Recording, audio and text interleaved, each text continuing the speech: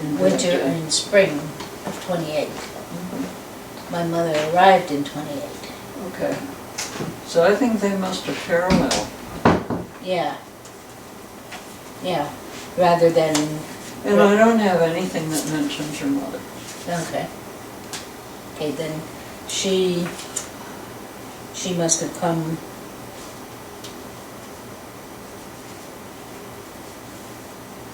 And then I don't know where my pictures of mother and dad are on the wall.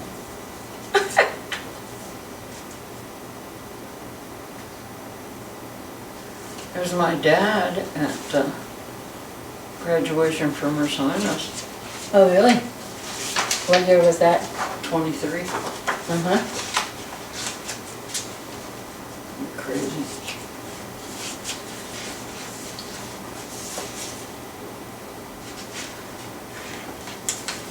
And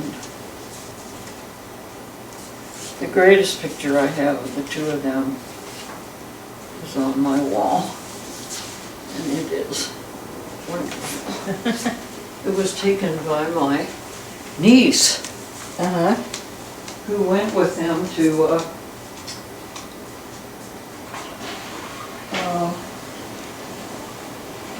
Tamaqua. And this was taken in Jim's backyard. Yeah. Oh, and nice. Uh-huh. And that was, oh gee. She came east. She would have been at Wells College. And then she worked for Sunset Magazine, doing pictures. Yeah? Any pictures that they needed, so, Yeah.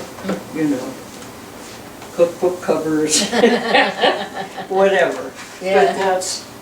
But then she used her expertise to take that picture of them. Yeah. Nice. And I think that's the back of the Pine Street house, but I don't know for sure. In Huh? Pine Street House, where? Tamaqua. Tamaqua. Well, I think it's the back of Jim's.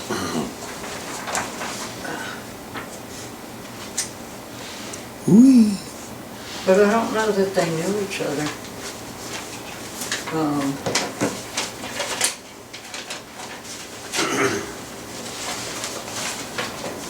But, what? Who? That Effie May would have known them, because she would have been from someplace else, right? She wasn't from Tamaqua. No. Until she was there Right, as, so they were as there. Kleinginna. Yeah, right. From 45 to 58.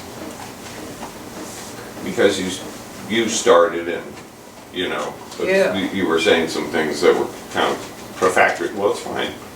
Oh, I just want to clarify that you are Barbara Schlegel Achtermann, okay. okay? Because I know your whole name and background. And you're Betsy And Elizabeth. Elizabeth, okay? Elizabeth Kleinginna. Okay, Michael's Bischoff. okay. So, All right. And you two have met prior to living here or having the association through the Church of the Apostles Lancaster? Have you known each other Not before really. that? no. Okay, so this is one of these kind of strange, serendipitous situations where your parents have some parallel experiences, but you didn't know each other until recently, fairly recently. 6 years. Okay. Yeah. So, but your parents had associations in the 1930s? 28. 1920s? Okay. I Well, mean, we were we just- just established that my folks were married on February the 28th in 1928 Yeah. Mm. in Baltimore, Maryland. And they went from there to Washington DC for their honeymoon night. They then visited my father's family in Tamaqua, Pennsylvania, on their way to New York to get a freighter to go wherever they went as the first part of their journey to Baghdad. Right, And here she's got, okay. Well, that, that's wonderful. Is that's, that coming back? that's coming back. Okay. But I do have a picture of, that I'm looking for now, that I found that she took of the boat going out. Okay. And Wow. you can Well, see the name of this is it. when she was coming back to the US. Okay, Yeah, So that's 33. 33, yeah. And that's about the time that my folks came back, but I don't know the date. yeah. I should though, because I have something somewhere that is the passenger manifest, and we kept it because I've got to find it. This one, yeah, Okay. this Now, one is, This is a permit to export antiquities, right. Okay. which somewhere, I think we have one for We this do. object here as We well. do. Okay, this one It's is, in that envelope. We have a Babylonian brick. okay, my mother had an antique vase, Ah, Okay. and she donated it to seminary. Okay, interesting. And it was done when I was living in the West, so 25 years ago or Okay. more. Right. And I have no idea what they've done with it, whether they have an antiquities room that they put it in, or whether they just put it out on the shelves in the I have no library. idea. Well, we have the Babylonian brick, and I have the papers for it over on the shelf. Uh-huh, We have the dinner gong, the uh-huh, brass dinner gong that I have hanging on the end of the bookcase. yeah, The bookcase that's there brought Dad's books back. oh my, So that's yeah, he had that built yeah, in Baghdad, and it had plywood where the glass is oh, uh-huh, for coming for coming home, home. yeah, And they came home too in '33. yeah, I guess would have been late summer, '33. My sister was not quite a year old, oh my goodness, and she was sickly. the whole way home on the boat. Well, she was sickly, which was the reason given for their departure. Oh, okay, Which is also because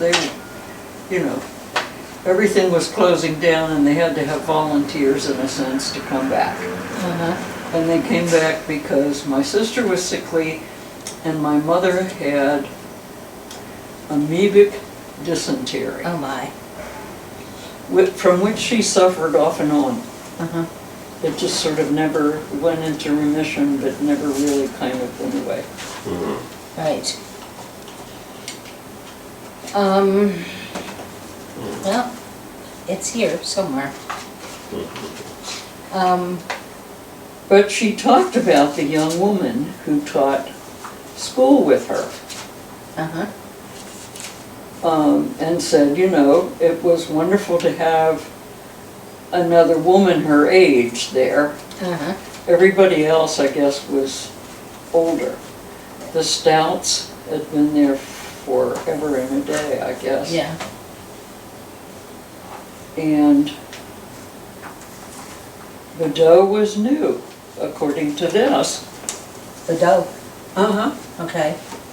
Um, Well, then they may have come out at the same time as my mother did, in 28. uh-huh. I think they arrived in the Okay. fall of 28. Or After August. studying 2 years in Mosul, Mosul. in northern Iraq, he went to Baghdad, where he lived for 4 years. The dough. In 1935, he returned to the U.S. and left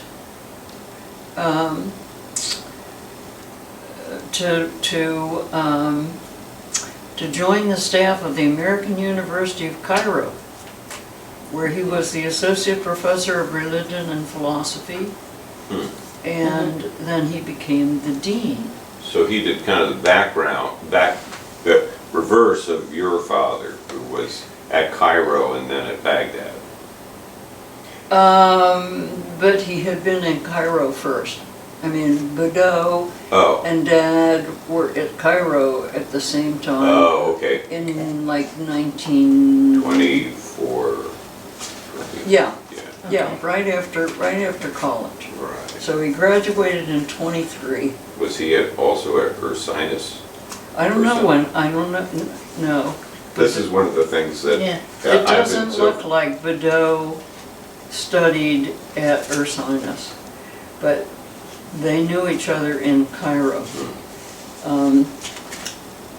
He was one of the people that was with Dad when they stayed overnight on the pyramid, and the Oh. sergeant waited at the bottom Okay. for them, Yeah. because they were not supposed to be there. Oh, And you certainly weren't supposed to stay overnight. yeah. And he called them, but they didn't come down. They knew that they were kind of in trouble, but Uh-huh. There's the boat. they were young and they did it. Ah, there's the boat. Okay. And she wrote on the back of it that it was the boat going out. Okay, going, oh, beautiful handwriting. They must have taught them well in Green, was it what? Where was it that she grew up? Out in Trogger. Trogger Okay. was outside of Greensburg. Greensburg, yeah, Between okay. Greensburg and between Greensburg and Mount Pleasant.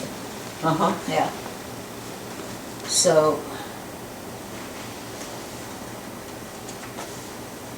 Now this should go, this was her, my only camel ride at the pyramids in Egypt in 1928. oh Okay. my word. Oh, isn't that great? And then this one is You're gonna a put that, close view of my car, of our car and ourselves. The lady in the left is Mrs. Woodwell. It looks like Woodwell.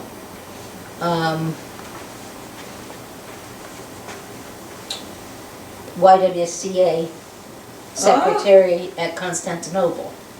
oh my word. Then Miss Badeau Okay. and me. Something our drivers, see our drivers Red Fez and our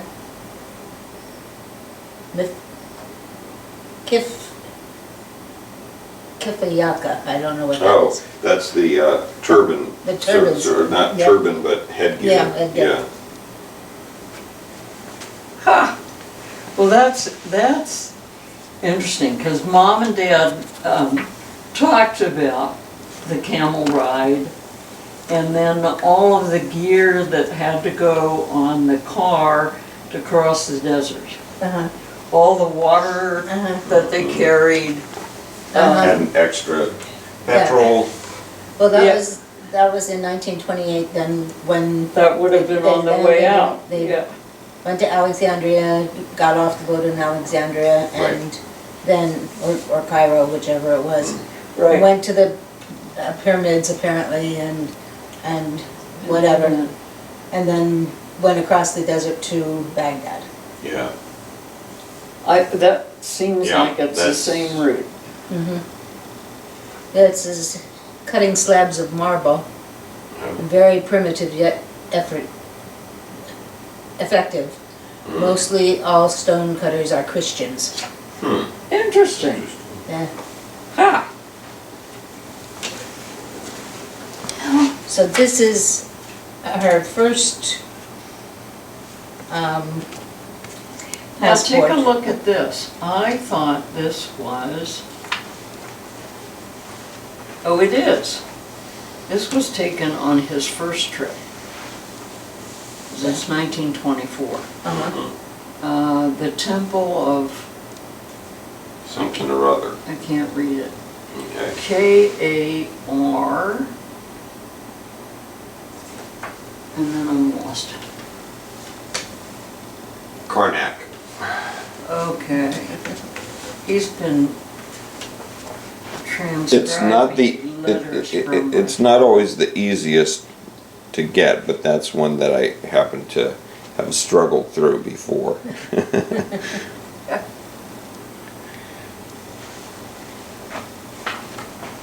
And the things that I have are Mother's things that she had used with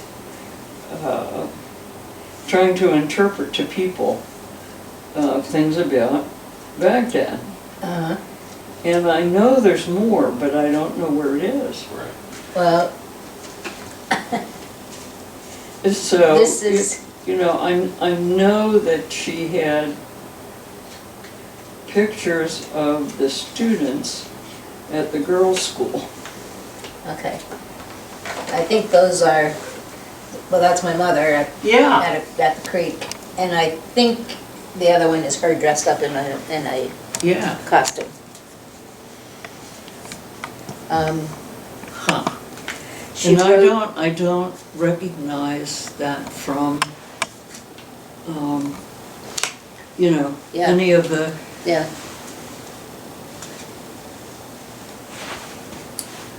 This is a view of my unit on the second balcony, my suite on the second balcony. Just to the left is something,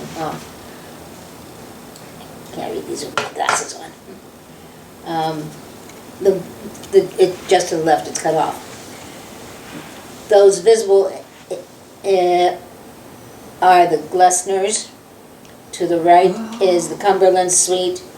On the ground floor is the dining room, imagining the immensity of the house. well, it's the Glessners. Yep. Um, That one So this came. is in Baghdad. This is in Baghdad. Yep. Okay.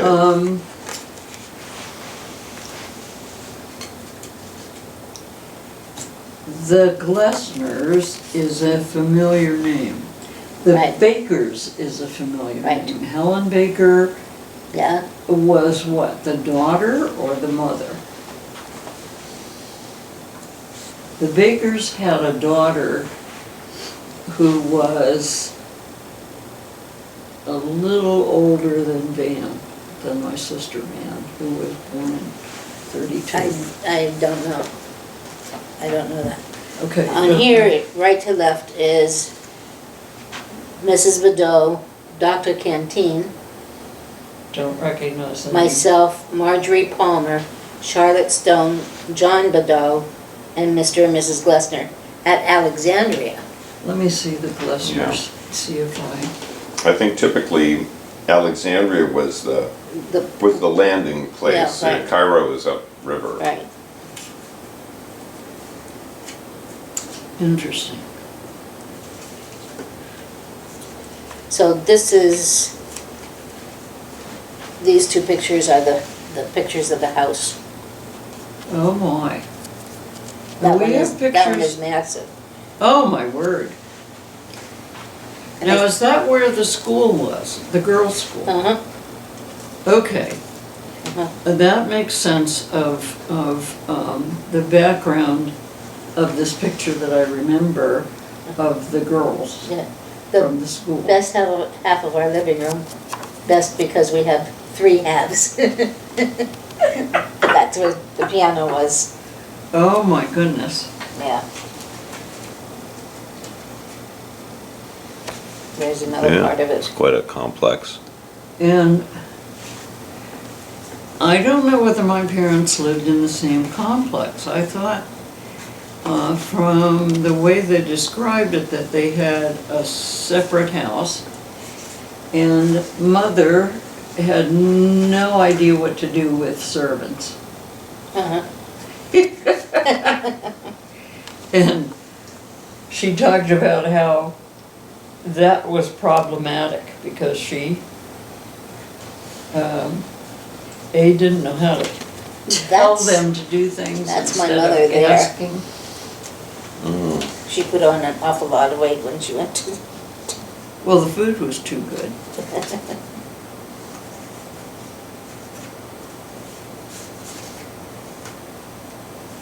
So this is, Second from left. Uh-huh. Oh So I my. know they They went to Pisa. and that was on the way home. Okay. And I think the gentleman on the right-hand side of, or on the left, on the right-hand side of her, no, Okay. on toward the- my side, Yeah. yeah, was a lover. Ah. Oh, very Who was, nice. who was Italian. Uh-huh. So And- that's why the stop in Italy. Yeah, yeah. Okay. She would have taken the boat Ah. then when she came home. She may have come out of Beirut Okay. to Italy. So she took a different Yeah, to route Italy. home. Okay. And then from there, I don't know, but I don't Yeah. know the boat that she took from there. So, but I do know that this Italian Uh-huh. gentleman came stateside to visit her. Uh-huh. And this was after she had begun doing missionary talks, Right? and the people at the ladies from the Ladies Guild at Youngwood Church decided that this young gentleman that they have as a preacher who isn't married and is perfectly nice bachelor needs to have somebody. And so they arranged for him to take her home, and her home was out in the country, so it was a car ride Yeah. to her home after she had done the speaking at their church. And that happened, I think probably in September, Mm-hmm. after she got home, 34. and they were married in June of 35. So, Yes, and the rest is you and and your sisters. sister and brother, yeah. Yeah, yeah. I do remember her using these pictures, especially this one, of the boats on the Tigris River. Oh, that's a Oh, that's great cool. one. Yeah. That is a great picture. And Mother had something similar. Yeah, if you And, I think they're called goofahs. yeah, Goof. loofahs, Okay, she like an L. wrote it on the back. Yeah. Well, that's interesting.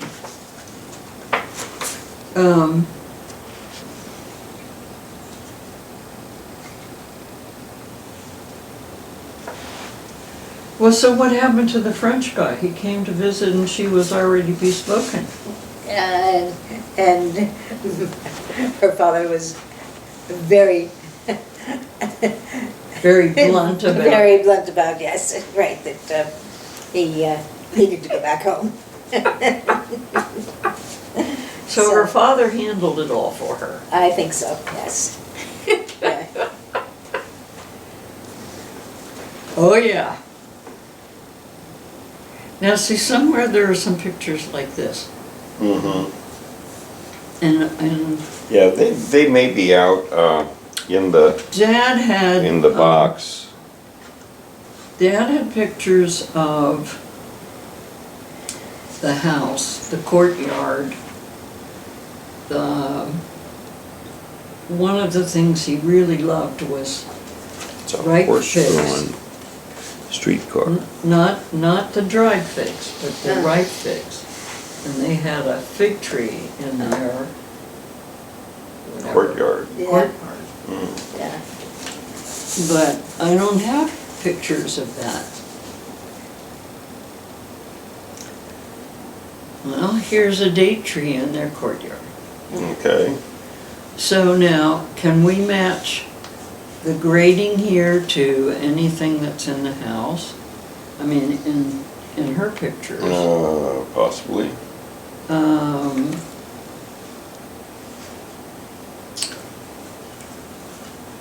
Anyway, you know.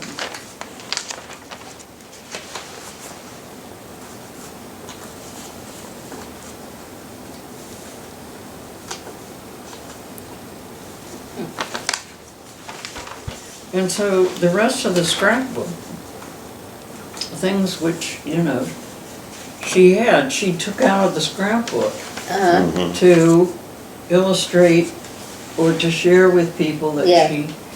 and there were costumes. And I still have my mother's. do you?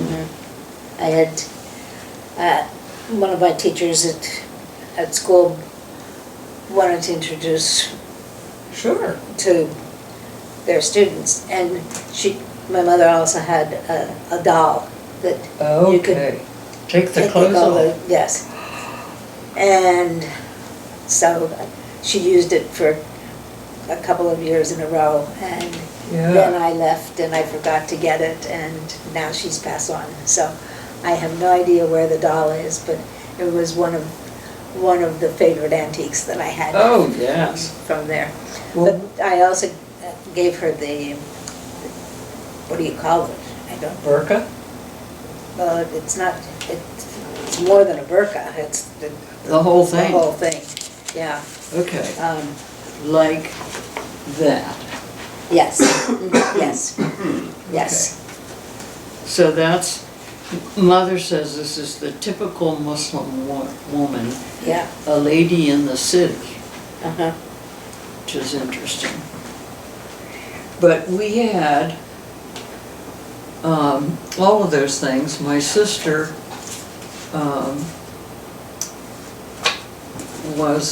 my sister Van was the executor of the estate. And she tried to find places where the costumes would be appreciated and kept, yeah, and had real difficulty finding any place Yeah. for them. yeah, My younger sister's daughter in California at that time uh-huh, wanted very badly to have all the, you want to put this in, because I've been talking, we've been talking costumes. I got Oh, you that did one. it, okay. Yeah. See, you're so efficient. yeah. Yeah, well, I don't know what all the rest of them are, These are- but, yeah, a whole range of things. yeah. Well, So when this she one- was in Baghdad, she was there on her own as a teacher? Your mother? Yeah, she went out as a single, here, No, this one is the beds the beds. with the mosquito netting on Oh, right. that Oh, they- yes. that they had on the we had the roof. mosquito netting forever. They were on the roof, yeah. Did you use the mosquito netting as a kid, or was that tucked away? That was tucked away. So we got to use it, which meant that by There's a the goat time our getting in kids were trouble. small, well, I wasn't in trouble, it was. No, that Oh. goat. Oh, Yeah. yes, yes. She wrote on the back of it that it was peeking under the, what was it? How did she say? Mary had a little lamb that peeked into the cradle. Oh, neat. Peeked into the, yes, it's a great cradle. Yeah. One of the other things that my older sister had, and so it passed down into her family, was the bead to keep the evil eye off that the servants gave my older sister, so that, you know, she would be fine. Which is, looks like a honeycomb cereal Yeah, piece, of sort of a, but of lapis lazuli color. yeah, Huh. and it must I think be- it's glass. It must be the kind of aquamarine glass that is so popular in the Middle East, so, yeah, he was right to describe it, it looks like. Yeah. uh, This was 1930, and she had it done by a photographer in Baghdad. Ah, interesting.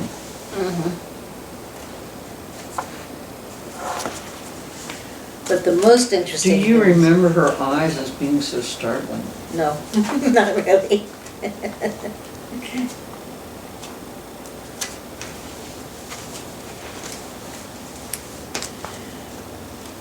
Now, her maiden name was Hans, Hans. H-O-N-S-E.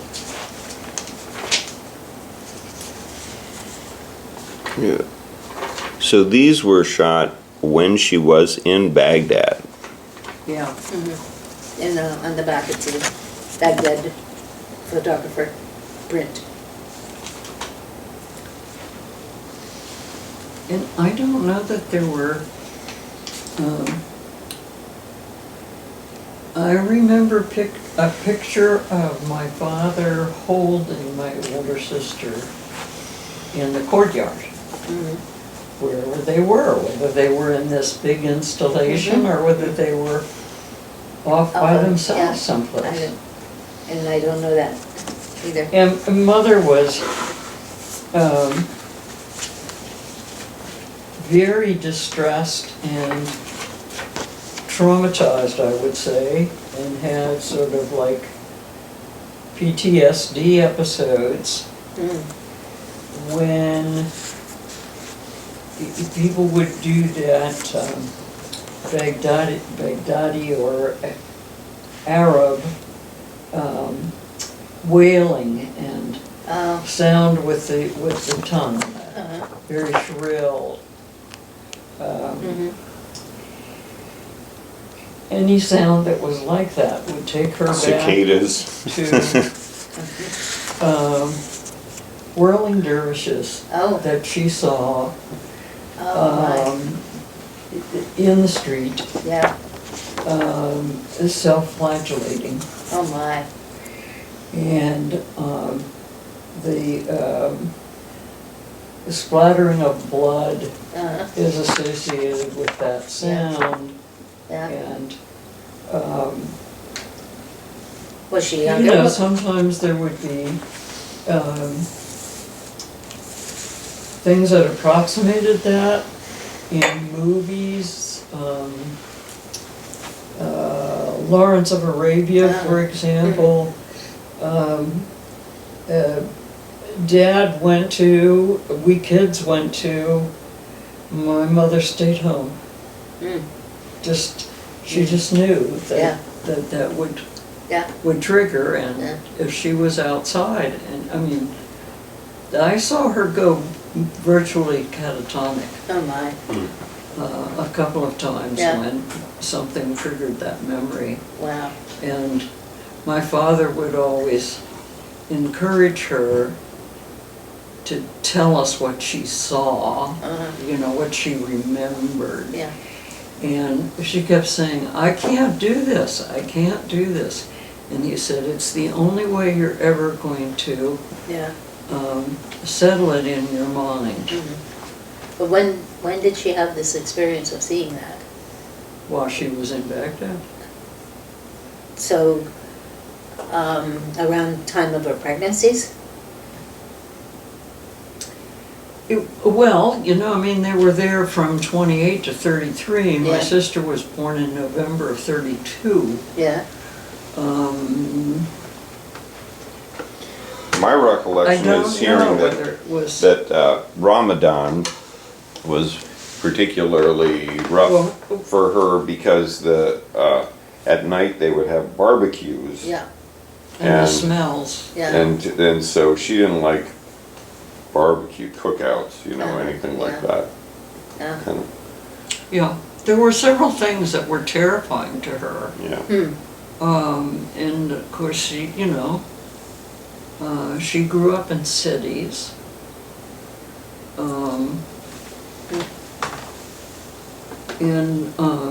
Whereas, you know, this was an exciting adventure, it was really tough for her, except the teaching part.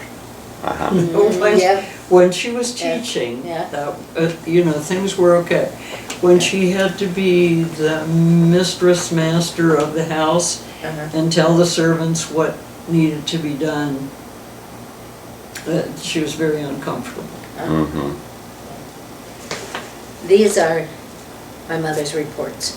Oh, So this is the only one that's handwritten, and it's only one page, so I'll read it. The annual report of Effie May Hans. The main task of the year was an endeavor, more or less strenuous, to acquire some knowledge of the Arabic language. I taught a class of English in Mosul Girls' School and considered the time well spent, for it gave me a chance to acquaint myself with the machinery of a school. It also was a pleasant relief from the morning study of the, quote, language of the angels. Circumstances seemed to command a visit to Baghdad for 5 weeks before Christmas. Thus it was an opportunity to live in the girls' school there and learn some of the many details in managing the school, so unlike the schools in the States. The year, by all outward appearances, has been successful. The heat in Mosul, although monotonous to live in a dingy circle for 8 hours a day, seemed to be no hindrance to good health. Introspectively, there has been much left undone, but experience is always a teacher. To be content in this strange land was an achievement that I did not find necessary to acquire. The same realization of a great need is still so uppermost in my mind that I have found living and working a wonderful satisfaction and happiness. Huh. A great longing to begin teaching and impatience with Arabic sometimes overwhelms me, but not for any length of time. One more year, if as successful as the previous one, will bring my childhood ambition to accomplishment. The reward is the result of determination, seeking the right, prayer, and meditation. Respectfully submitted, December 26th, 1929. Effie May Hans. Interesting, Yeah, very interesting. yeah. But when she did get to go to Baghdad to be in that school, she had other reports. You know, some of them are pages long, that such things as the enrollment of the year 1931 and 1932 was 144. Wow. More than one-third of the girls were Muslim. The school is still held in the same building, which is a good location for a girls' school. Last spring, I looked at other prospective houses and found very few adaptable for our purposes. The scouting for new homes had its good results, though, for we were able to rent our present building for rupees $750 less than the previous year, a good saving in our budget. We look forward to a new day when we shall have a modern school building for our work. We are grateful indeed for our budget remained as the appropriations were made out, and we are thankful to a gracious Father for having so wonderfully and happily blessed our school and our girls in Baghdad. Interesting. Yeah. Now, Mother taught at the school, but I have no idea what she taught. In one of, Must have been just English, yeah, because she never accomplished speaking Arabic. this is a personal report that Mother wrote. After having taught 8 classes of English to Arabic-speaking girls during the day, one doesn't have much nervous energy left, even though the spirit is willing, to do the social calling one ought to do in a city like Baghdad. I did make a number of acquaintances and visited a great many homes during feast time. I often question the value of a short visit for tea among people who invite one to talk about clothes or New York or how well one speaks or does not speak Arabic, and any number of trifling subjects. I should much rather have played tennis or taken some other exercise after a hard day of teaching, but I felt it my privilege to get into the homes of the girls whenever possible. The mental level of their thinking is so far below ours that one is constantly in danger of talking over their heads.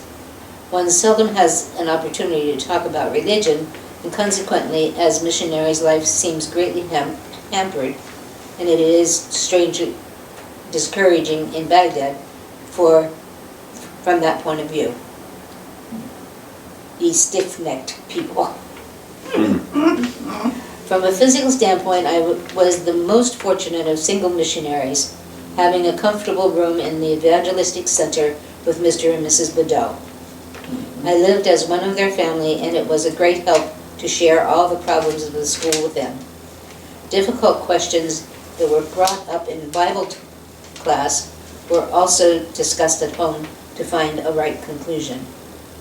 During the summer, I was the guest of Mr. and Mrs. Baker in a bungalow at Al-Wiya, a delightful place to spend the summer if one must spend it in Baghdad. The month of July was scarcely a clear day, and more dust blew off the Syrian desert into Baghdad during that month than in most all year. August brought 10 days of heat when the temperature hovered around 120 degrees in the shade. Yet I was in excellent health, which I can't say of either my summer in Persia or in the Lebanon. I was close enough to the school that I could make visits now and then and keep in touch with the girls all summer. Sometimes they came to Al-Wiya and we had our lessons in the garden, which was a treat to them who seldom left their muddy colored walls in the city houses. Last year had several outstanding occasions in my social calendar. Once the teachers and I crossed the Tigris in a bellum to the Blue Palace of ex-King Ali of Aegis to have tea with His Majesty and ex-Queen. It was an entertaining call, and the Queen was a most gracious lady. She wanted very much to send her 2 youngest princesses to our school, but knew that too much gossip would follow such an action. At another time, we were entertained at a reception tea given by Her Majesty the Queen of Iraq in the Red Palace. The Teachers' Conference held in April 1931 gave us an entree into a big program given by His Majesty King Faisal of Iraq, held in his palatial garden, after which we had tea and were introduced. On many other occasions, I was privileged to visit the Ashraf of Baghdad, which might more correctly be termed the upper 400. To be included in the list of guests to such homes was an honor to our school. Psychologically, my life here in Baghdad necessarily was affected in 2 ways. Namely, the contentment of the people to live narrow, filthy, immoral lives, and a lack of religious expression. One can't very well escape the effect of seeing hundreds of children daily playing in the streets, knowing that it is not money, clothes, food, or shelter that they need, but a knowledge of the purpose of living. To be saved from these daily insights and the nervous condition they bring, one might well become oblivious to them all, and that would be defeating our purpose. The longer I live in Baghdad, the more I know that Islam means to these people. It gives them permission and excuse to commit any sin and be forgiven, and it seems to be that they call on the name of God as an encouragement to more sin rather than a defense from sin. Fortunately, the results of working with these people a few years have been so commendable that I forget the unhappy sights and become engrossed in the unfolding of some beautiful young lives in our school. For a happier situation than this, I could not ask. Interesting. My father talked more about interacting with his students. Was he with the boys' school? He was at the boys' school, and he was, in addition to teaching, he was the treasurer for a while because At Baghdad. Yeah. Yeah. Whoever had been treasurer left. Yeah.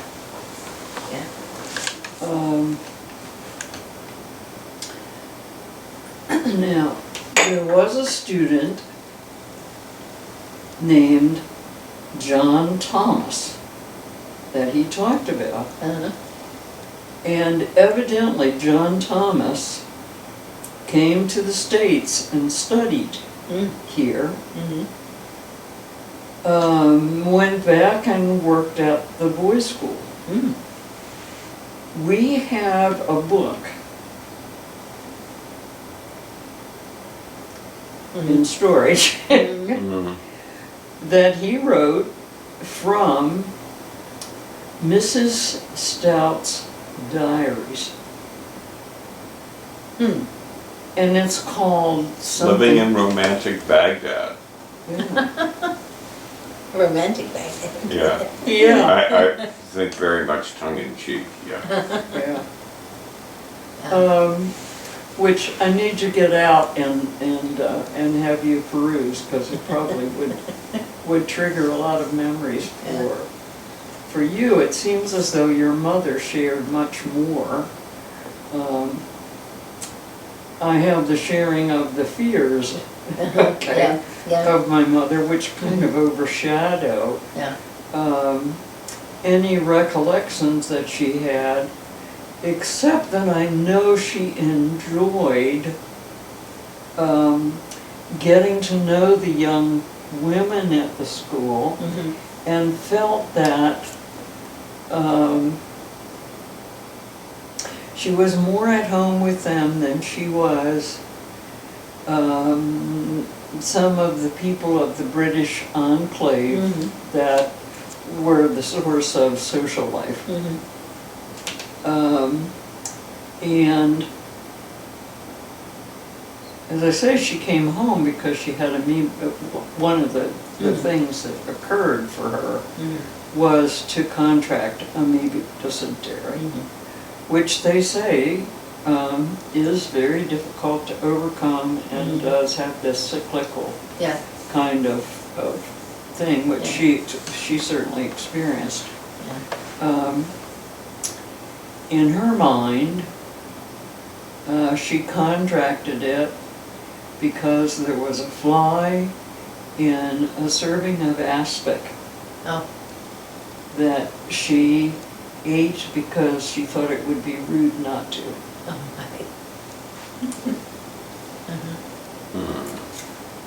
And hence, we were cautioned.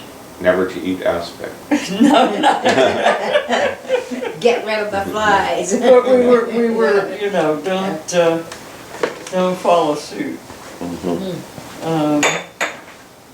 if you think there's a foreign thing in your food, well, set it aside. Yeah. And I don't know, you know,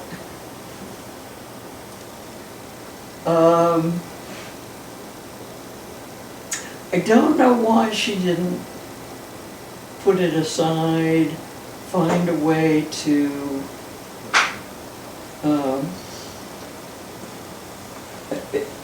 you know, your mother seemed to think that people were very quick to do things and accept conditions of living. Yeah.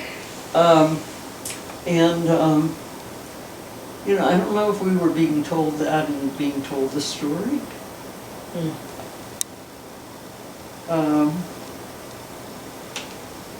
My father had more deep discussions that he shared with people about the contrast, and not that there was proselytizing on either side, but the contrast between the Christianity and Islam. And after his experiences, he was very, I don't want to say sympathetic, that's not the right word. Appreciative of some of the things that were in the Quran that people in certain sects ignored and in certain sects honored. And he had quite a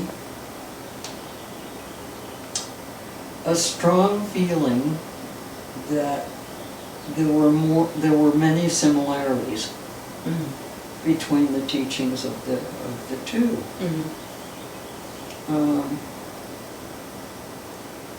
It doesn't sound like your mother did. I think I compare myself going to Turkey Right. with the experiences that she had. Yeah. Now, And where were you in Turkey? I was in the Mission Girls School at Üsküdar, which is on the east side of the Bosphorus from Istanbul. Okay. And I was there for 3 years. I arrived there in November of '64 and left in July of '67. I was what was called a short-term teacher for the United Church Board for World Ministries. Okay.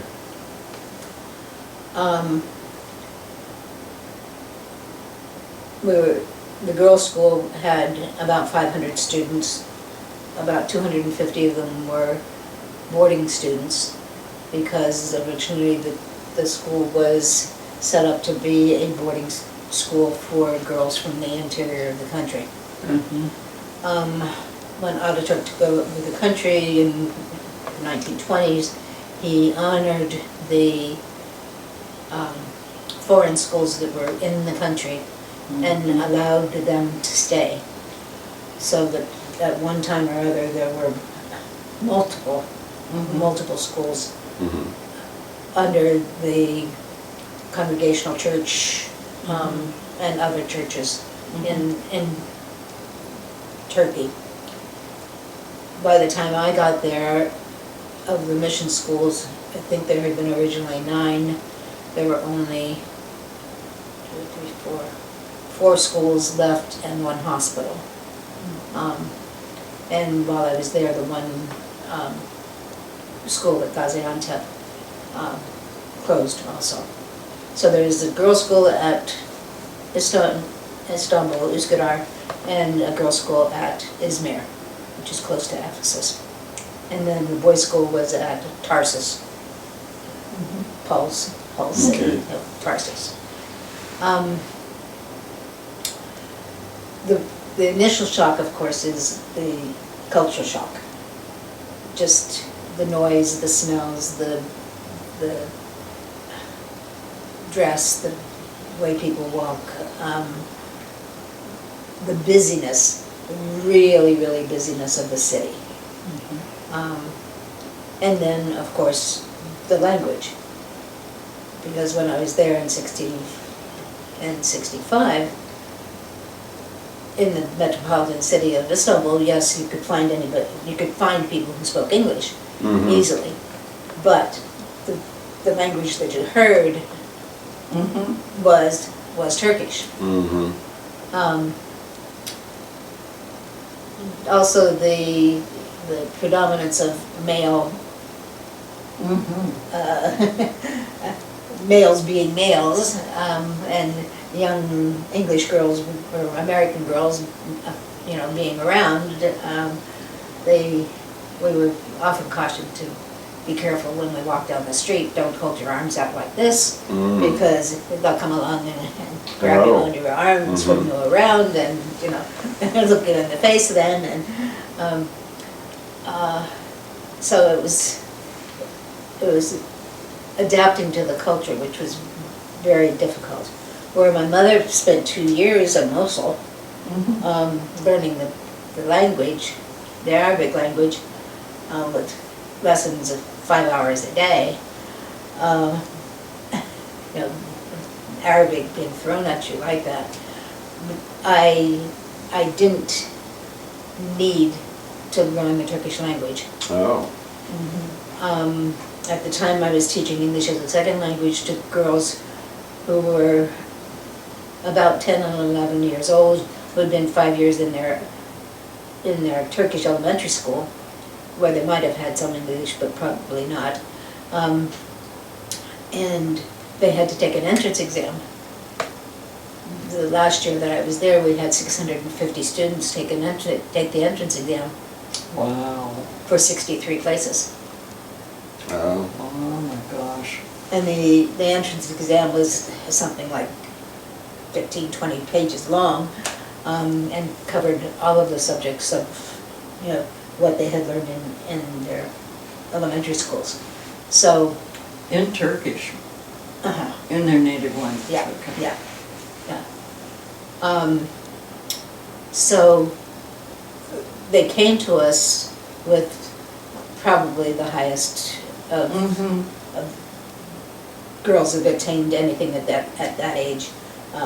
So we assumed that they would be able to learn the language very easily. And we started with, this is a table, is this a table? Yes, it is. No, it isn't. And going on from there. Wow. To books, to whatever else. And so by the end of the... So you spoke no Turkish at all? I spoke no Turkish in the classroom. Wow. I quickly learned the word for table, which I don't remember now, but, right. But that's interesting, because that's the kind of teaching Mother did. Okay, it was talking with the Complete girls. immersion. Yeah. And, because she didn't know any Arabic. Yeah. So, Yeah. and when she thought she spoke Arabic, it turned out that she'd mispronounced things and she was swearing. And so, Yeah. That's, So. I suspect that has been a lot of my conversations with the Vietnamese people at work. But they tolerate it. So, that first year was a difficult year, because you get homesick to begin with. You have to, brace yourself for that. And then all of these different things that are being thrown at you. Luckily, there were 6, 7 of us girls who were within 3 years of graduating from college, who lived in the dormitories. So you were a college student when you were doing this? No, I had finished college. Okay. Yeah, I graduated. Had you taught in the States before you? No, okay. I didn't have a job. Right. I applied to the Peace Corps. The Peace Corps didn't want me. I was out in Yellowstone, working behind the front desk at Old Faithful Inn, talking to all the summer employees, you know, who were older than my age and who were often teachers, especially from California. And, you know, they would come to Yellowstone to work for the summer, but they would go back to their jobs. And I asked them, if you had your choice, what would you do? And invariably I got the answer, I'd teach overseas. And so You looked for where you could teach overseas. yes, and so I sent a letter to the Board of Missions in Boston when it had already moved to New York. Yeah. And the letter got to them. They wanted me to have an interview, and so I went drove across the state of Wyoming with a guy who was the night auditor at the inn who was leaving and needed to get to Denver. And so I drove a stick-shift car that I had never driven in my life through most of Wyoming, where you didn't have to change your didn't have gear. to shift, Yeah. right. And where I had an interview then with somebody from The board. the board, and I don't remember exactly who it was. But we made a mistake on the timing of the plane, and I thought they told me I should be at the plane's office in the city, and no, I was supposed to have been at the plane out on the airfield, and so I missed that plane, and I thought you were done. yeah, well, I got the next plane, and it flew into a couple of places in Wyoming, and then up into Montana. We got out of Billings on the way down to Jackson Hole. I was supposed to land in Jackson Hole, and I was going to have people meet me there from the park. Only we were up in the air just outside of Billings. I could still see Billings below me when the pilot comes on and says that the weather is too bad, we're not landing at Jackson, we are going on to Salt Lake City. So I ended up in Salt Lake City, took the bus to Pocatello, Idaho, and the people came across from Jackson Hole to Pocatello and picked me up at 5 o'clock in the morning. Oh my God. But that was the beginning of September, and they were losing employees, of course. They were going, Right. and they needed to keep some employees because the inn was open until October. So it was back and forth whether or not they were going to hire a local person in Istanbul to teach the English, or whether they were going to hire me. Well, they eventually decided, I guess, that they were going to hire me, and I got a telegram, I guess it was, that I needed to be in Turkey by the 5th of November. Okay. And this is the end of September. And you figure out how to get there? No, they were going to get me there. Hence But your they were book, not- Hitchhiking to Istanbul. But they were not getting me out of the park. Uh-huh. So I had my 60-hour bus ride back home to Philadelphia area, you know, to Hanover, to get my things ready and my shots and my passport, and I got it all done. Wow. And I left for Turkey on November the 5th. So her reports, I have some of my own reports, and I didn't realize until I read them last evening when I got them out, I realized that they were there, how similar they were in the fact that we were not allowed to proselytize at all. There was, there were classes in Islam for girls who were there, but there were no classes for Christians. So it was really interesting what we were doing, and it was by example. by example.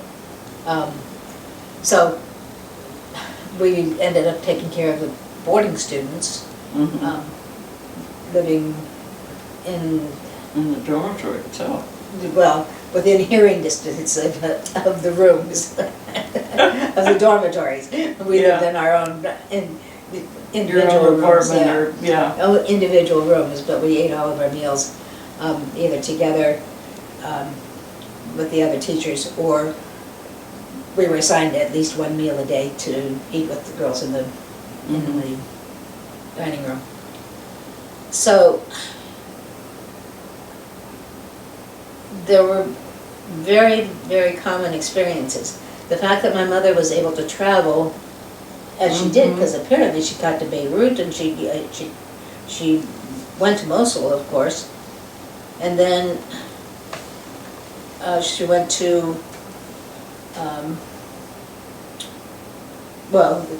she came in through Alexandria, Right. and I think that she went out through Beirut, but I'm not sure.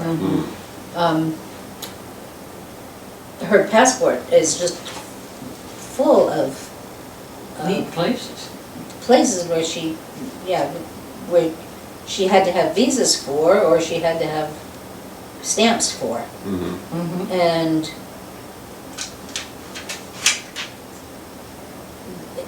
it's just, very interesting to me that so long ago, with such little conveniences for travel. Yeah. So one of the things that I did while I was there, my roommate from college came over and met me the first summer. It was summer '65 then, and we did Europe on Europass. And all I did was talk to her about what I was doing in Turkey. She was doing her master's degree at University of Pennsylvania. So she went home and she finished up her master's degree, and then the following summer, the summer of '66, she came over just to teach in Turkey. Okay. At the girls' school in Izmir. Oh my. So, After all your complaining. yes. Right. So we did traveling together.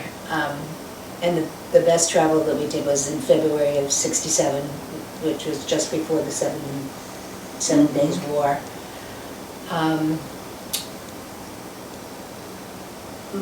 My mother had talked about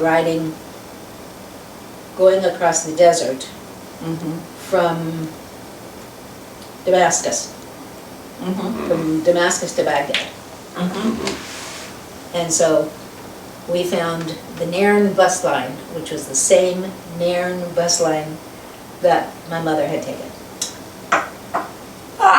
Probably the same bus too. It wasn't a bus. Oh. It probably would have been better if it was. It was a semi truck Oh my. that had porthole windows in it Oh. and had metal bars for chairs with slings in it. Oh. Interesting. Interesting. And Oh my gosh. For how long? About 12 hours. Wow. We went from Damascus to Baghdad on the bus that my bus company anyway.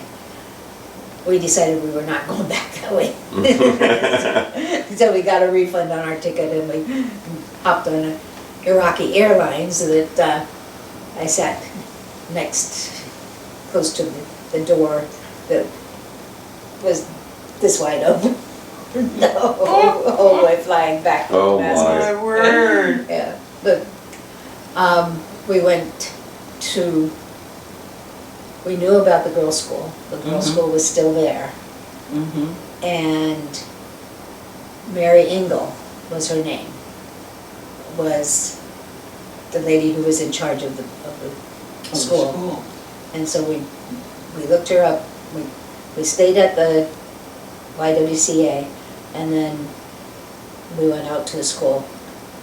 And she brought out record books.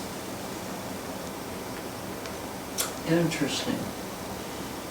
And she told me that they have had trouble, they cannot figure out who wrote these records from the summer of 1932. Mm-hmm. And it was my mother's handwriting. Oh, how about that? Solved the problem. Yep. Yeah. Mhm. Yeah. But after the Iraqi war, of course, who knows what happened to the school. It was closed before the war. Well, I know The that- missionaries had gotten out. Yeah. Yeah. My sister and her husband went as far as Cairo. They wanted to go to Baghdad to see her birthplace and to see if the school existed. And the boys' school was still there. Mhm. But, and the guy was very accommodating and so on, but Mhm. didn't know the history back far enough, Mhm. you know, to expand on what Van knew of the experiences. So, and it was on her bucket list. My older sister was on her bucket list. She was not well, Mhm. and after they got there, they came back. Mhm. So they had expected to go and do other kinds of sightseeing, Mhm. Mhm. and they cut the trip short. Yeah. And Van died in 2012, Mm. but she basically wasn't well for, I think they went, More? No, I'm fine. Okay. I think they went in, no thanks, dear. They went in, they may have gone in 2000. Mm. Mhm. Mhm. I have to, when I talk with my brother-in-law for Father's Day, Mhm. I'll try to find out if he remembers. But, Well, I went back in 2013 to Turkey. okay, Because Elaine was asked to speak at a conference. And so we had her we had her accommodations, of course, in the Marriott in Kadikoy, which is the village just down from Üsküdar. uh-huh, And so, typical for Elaine, what she does is, yeah, we flew into the Turkish airport, which is on You know what? the west side we of the should turn Bosphorus. off the air conditioning or turn it down. But I'm fine. Turn it up, okay, well, fine. I'm just, I'm curious that what the relationship is between you and Elaine. Elaine is my daughter, Okay, okay? all right. Yes. And she also taught in Turkey? No, she never Okay. taught. She has her degree in early childhood education Okay. from University of Arizona. But she got into scheduling for Qualcomm whenever Qualcomm was a developing company in the early 90s. Mhm.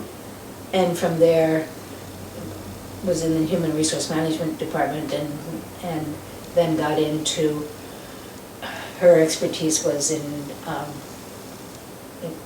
talent search, finding the best candidate for positions. Okay.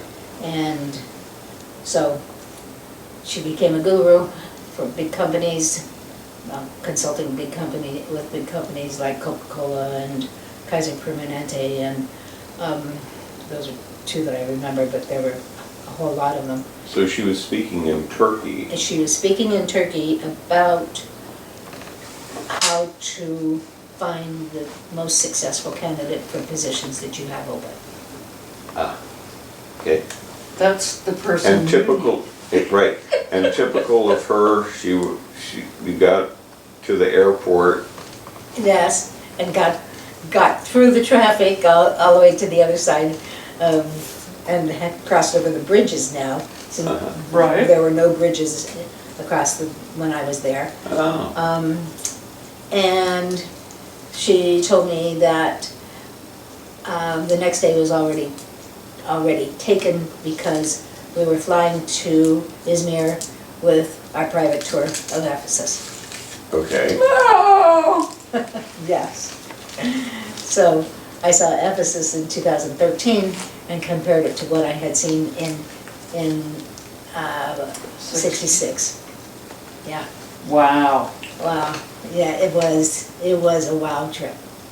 And then the next day she was speaking at the conference. She didn't want me there, but she didn't say I couldn't be there. So I sat in the back.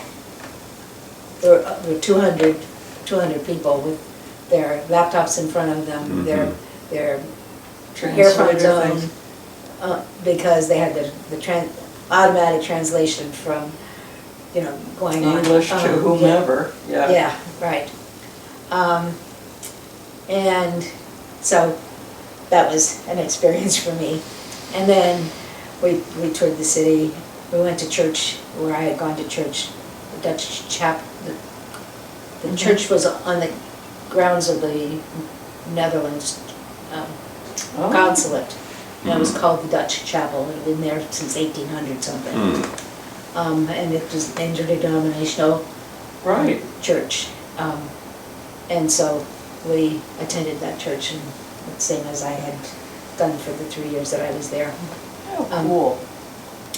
But then, on the Monday, we went to school.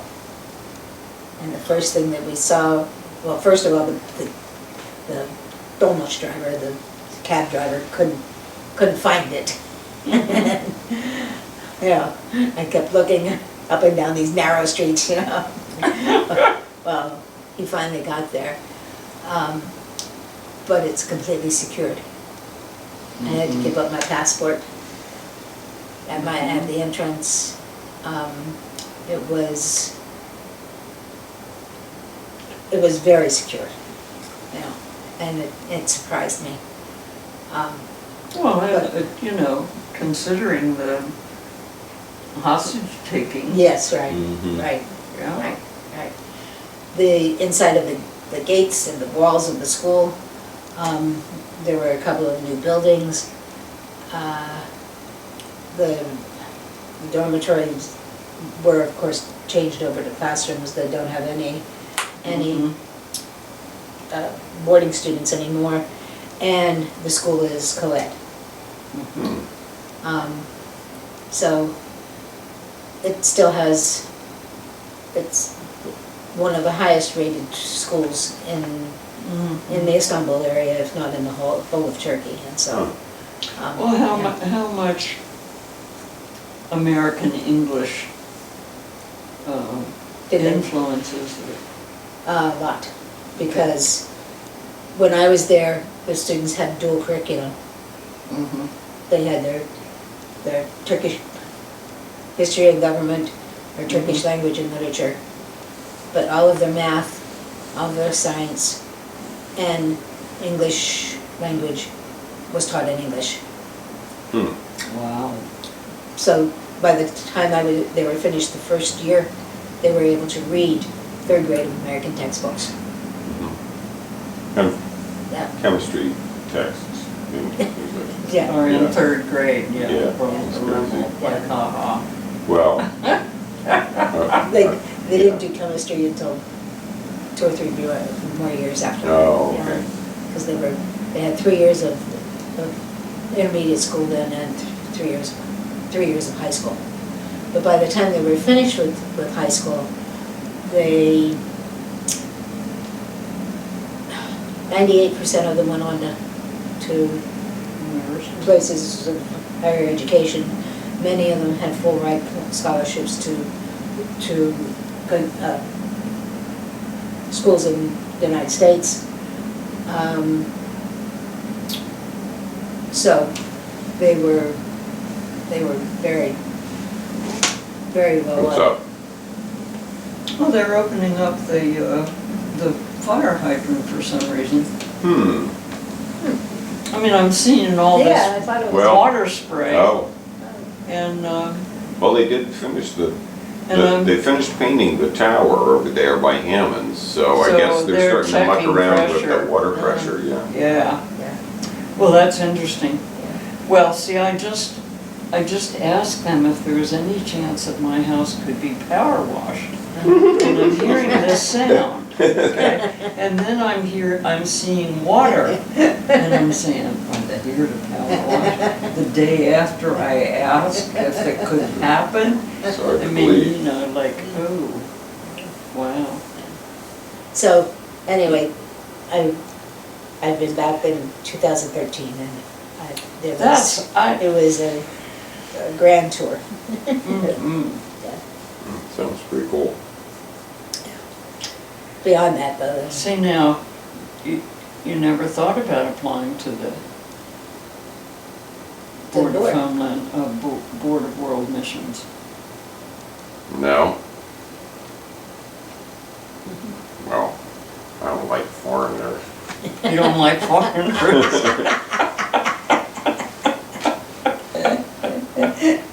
well, Like you would They know. probably don't like them either. Oh, boy, that's, yeah. The foreigners don't like foreigners Yeah, right. either, right? Oh, that's funny. so So that, hey, That's that That's brings pretty it, brings interesting. it full circle, Yeah. yeah. I had, for some reason, I was thinking that the connection involved, the connection between you two involved Cedar Crest College, but not. No. You don't have anything to do with Cedar Crest or Hartford Seminary. Only know that it's there. Yeah. I graduated from Reminiscences, Oh, you did? yeah. Okay. I was in '64.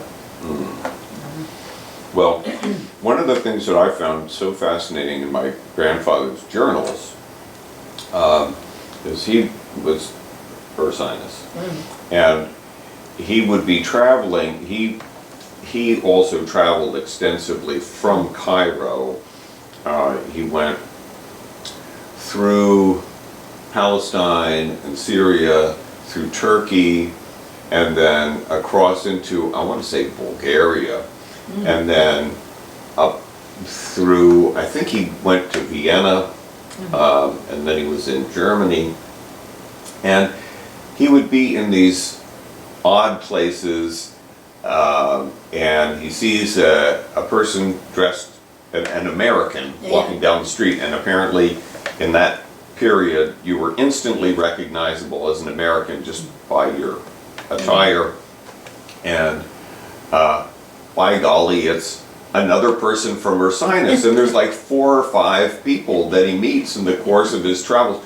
Not completely spontaneously, you know, they weren't like, oh, okay, well, let's meet in, you know, this town. He's just walking along, and there's a person from Ursinus, and they were people who were not from his class, but they had when you would get like a kind of a what do I want to say, like a yellow pages or white pages of all the people who were in the school at the time that you were there. Yeah. But people really kept track of all the classes for 4 or 5, 6 before them and the same after them, and they had very good knowledge of the membership, you know, in those classes. And so he would say, oh, you know, here's this person who's like 4 years before him, or 3 years after him, and yet, you know, instantly in this completely foreign setting, there they are. So the Ursinus had a very strong, I mean, to have that many, you know, just coincidental meetings, they were really sending a lot of people out into the world. And I think that it is maybe not so much that way anymore. I don't know if I were walking around and I saw somebody and instantly recognized them as being an American and approached them and found out that they were from Beloit, I'd probably faint, you know. On the other hand, I do sometimes run into people who are from Beloit, and I'm kind of surprised at how much commonality we have, even though we may have 10 or 12 years between us. So I guess it's maybe not that strange, but well, I used to find that until my college went co-ed. Oh, and what college was that? Goucher. Goucher, okay. And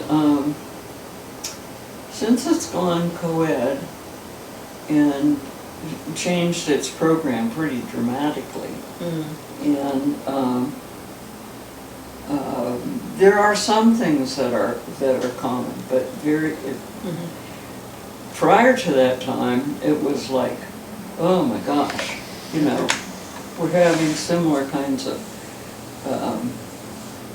awakenings and that kind of thing. But and that's probably just because of the time change, or the, you know, the culture change. Sort of culture, yeah. Oh, yeah. I mean, not the co-ed part exclusively, but when I went to Ursinus, you still had to wear skirts. oh yeah. Yeah, it wasn't. It wasn't Yeah. until maybe the last year or two that we Oh yeah. started wearing pants. We wore skirts to class.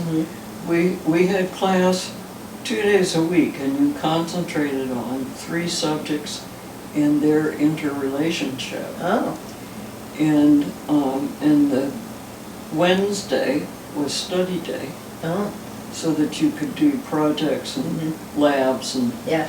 things like that. So it was very intense. You know, you were 10 weeks on 3 subjects. Wow. And everything was wrapped up, and again, there was this emphasis on seeing in a relationship between your whatever 3 classes you were taking. And a lot of emphasis on integration of information. And Was that through your whole? That was through my whole 4 years. Whole 4 years. And that's just, you know, it was unique then. It is unheard of now, and it's not. St. John's is kind of like that. St. John's is like that. It's it was a kind of education based on integration of ideas and the use of ideas from one field to another. And it isn't anymore. So how did you determine a major? By the number of hours that you took in that concentration. Well, I'm just, you know, like at what point did you determine your major? Did you go in? No, you didn't declare a major until you'd done 2 years and passed a comprehensive exam that said you could continue. Oh. Okay, so it was everyone in their first 2 years had essentially No the same major. curriculum? Had the same access to the same courses, yes. Hmm. And you were to experience different fields, you know, it was Right. set up so that you were experiencing different fields, but because of the integration thing, Right. You could, you could Jump ship. come up with Yeah. your own sense of how this physics class mm-hmm, served your purposes. right. My physics class served the purpose of getting me into, Sociology. well, I had to take a lab course, or show proficiency in lab procedures before I could take anatomy and physiology. And you had to take 2 semesters of anatomy and physiology before you could take a psychology course. Oh my. Wow. Yeah. And when I was taking it, I was dating a guy who was a med student at Hopkins. And he kept saying, I can't believe they expect you to know this. You know. Well, that was what kind it of was bumped me great out of for him. anthro. It was great for him because he's saying to me, wow, this is such great review for me. This is terrific because he's helping me with Yeah. various things. Yeah. So what, how was Ursinus organized when you were there? You, Basically, you took the initial classes, you know, the first year. mhm. A science, a social studies, and English. And everybody was taking the same ones, or? they were- No, there were some choices in those, yeah. In the science, you could take a biology or a chemistry, or a physics. We had a math class, and so depending on how much math you had in high school, Right. determined what kind of math class you could go into. Mhm. And then, starting the second year, you went in the track that was towards your major. Yeah. Which, for you, was what? Which was education. Uh-huh. Unfortunately, our son is only offered a secondary education. Uh-huh. And you wanted early childhood or? I or realized elementary? when I graduated that I should have had, I should have gone, I should have left at the beginning of my third year and gone to a state school for elementary ed. Uh-huh. Because I ended up as an elementary principal. Oh, I see. Yeah. Now, you grew up in the Philadelphia area? No, I grew up in Tamaqua. I was Oh. born in Hanover. Oh, this is too strange. Okay, I was yeah, Well, that was strange. the strange part. okay, yeah. That was the initial hook. Yeah, Oh, okay, because I knew the name Schlegel and I couldn't figure out all right. Schlegel. You know, what- which what Schlegel, Schlegel was. because- Right, Yeah, was it Dan, Jim. was it George? yeah. Jim was on consistory while her father was The pastor. at Trinity. Okay, Yeah. okay, so you were from Tamaqua and you went to Ursinus, so I know another person who was from Tamaqua Who who went went to to Ursinus, Ursinus. yeah. My dad. Oh, okay. Except that I didn't go directly from Tamaqua to Ursinus. Okay, My father left Tamaqua to go to Philadelphia, to Heidelberg Church on North Okay. Broad Street okay, in Philadelphia. And we left in the summer of 58.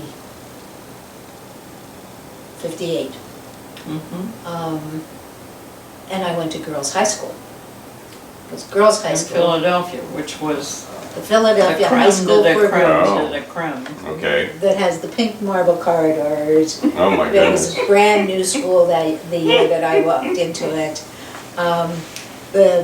The orchestra in the school was about 150 girls, and of which the first violinist also played in the Philadelphia Symphony. Oh, yes. Okay. You know, this is the kind of Very- environment that I walked Yeah, into. okay, yeah. And, you know, and you had to, And she had been in Tamaqua Public Schools. with Ah, co-ed, right. Okay. with, you know, marching uniform, doing the bell eye. Okay. And playing for the, Did they playing have for a the big football hall for games. that in the orchestra? No, Glockenspiel? no, No? they did have for violin, Mhm. and I made the last chair and the second violin, Oh, okay. yeah. So, it was Shock. culture shock. Yeah. Absolute culture Yeah. shock too. Yeah. Yeah. Because the girls came from all over the city, but they didn't come by school buses. They rode the transportation, which the Oh. subway at Alney is right there, and You they, go right there down were to- mobs and mobs and mobs of the girls coming off. Well, and the Wow. boys too, because Central High is Just the, just across a little the ways, street. yeah. Mm. So you walked from home, I walked from home. Yes, Yes, right. I was. because you were close enough. Yeah, right. Trying to carry five course books in my violin at Wow. the same time. Oh, gosh. And the snow. That sounds And the familiar. snow, yeah. Yeah. Well, It's a bad story, it's walking up and down there. Well, 5 miles Dad either used way. to talk about the tunnels that he dug for his sisters Yeah, so that they could get to school because they never closed school. yeah, And so, of course, in Tamaqua, the story had to be that it was a tunnel and not just, you know, yeah, carving your way through the snowbank. It was, yeah. mm. you know, Well, down there whole beside. mile tunnels. Yeah, Yeah. down there beside the Schuylkill River, it was, probably was. Oh, it was, yeah. Yeah, yeah, because I remember where that house was. Yeah. Anyway, So you lived downtown in no, Philadelphia? we lived beside the church. Up in Which the hill. is, The Trinity, yeah, Lafayette Street. okay. Oh, in Tamaqua. Tamaqua, yeah. Yeah. Oh. Oh. In- No, I'm thinking of Philadelphia. In Philadelphia, we lived on 16th Street. No. Yes. Broad Street was 14th Street. We lived 2 blocks back from Broad on 16th Street. And I just came across it as 5740 North 16th Street, 5700 block. Yep. So how long a walk was that then It's, to it's school? just 2, 2 blocks. well, Two. it was two blocks down and 1 block over. Yeah. And to go to church was 2 blocks straight across whatever that cross street was. Yeah. I'm inclined to let them leave a message. I hope it is. So, yeah, Well, so my father had his office in the church, which was unusual because his office was in the house Every at the parsonage in Tamaqua. uh-huh. Yeah. Yeah. But you weren't born in Tamaqua. No, I was born in Hanover. Okay. My father had the church in Hanover from 38 to 45. And it was Dubs? No, No? it wasn't Dove's. Nope, it wasn't that. It was Grace Church Hanover. Okay. And my father, during that time, had the parsonage built and the whole new church built. You know, incorporated Doing some, all that, yeah, yeah. Yeah. during the war. Yeah. Why else? Well, you've got to Yeah. have something to do. Yeah. Well, you know, the church my father served in Washington for 15 years became increasingly black